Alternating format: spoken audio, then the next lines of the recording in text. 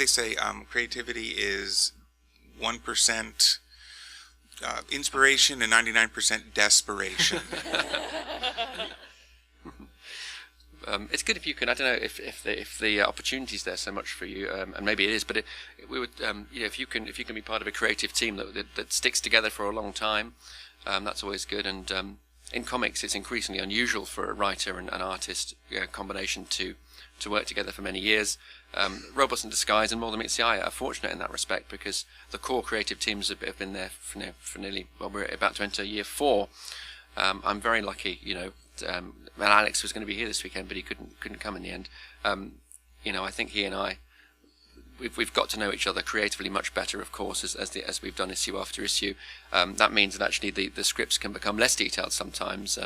He's more confident in reading between the lines in terms of what I'd like. And a certain sensibility develops that which can only happen if you're working together on something. I know certainly he'll, there's nothing more exciting when a bit like you were saying before, when a page comes back and you see the words transformed into something visual for the first time. It's really great, and Alex is fantastic at adding to and teasing out extra details and I don't know, just making the whole thing come alive. So yeah.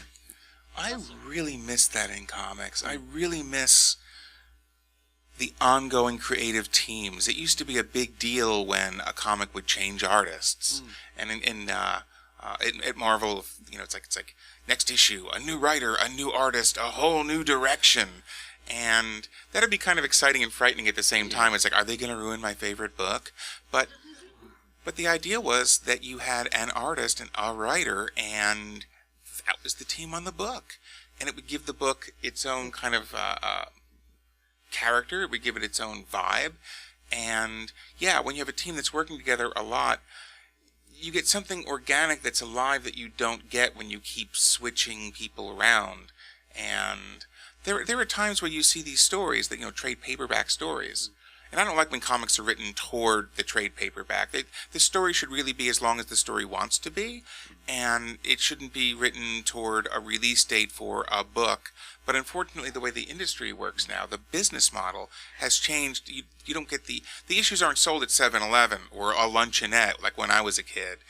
They have the direct market, and if you buy comics that aren't in a comic store, you're buying them at Barnes and Nobles or a bookstore, and that's where most of the traffic comes from, is the trades. And I think that's kind of an unfortunate change for comics.